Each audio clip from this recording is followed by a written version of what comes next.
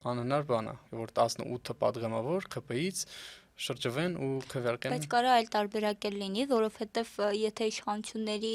քայլերը տեսնում ես, իրենք բացի Փաշինյանից ունեն նաև մի քանի տենց առաջադեմ երևացող դեմքեր, օրինակ, չգիտեմ, Ալենը Սիմոնյան կամ Ավինյանն էլ պակաս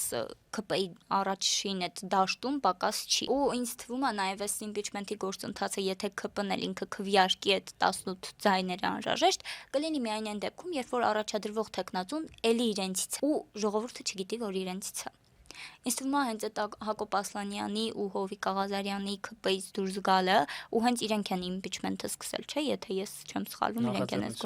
նախաձեռնությունը։ Ու այդ մասկը կուսակցությունն են հիմնել, այդ գործընթացն են սկսվել։ Ինձ չի թվում, որ սա ուղղակի պատահականություն է, երկու որոշեցին դուրս գալ, հանկարծ իմպիչմենթ սկսել ու ամենատարօրինակ են կլինի, որ 18 ԿՊ-ական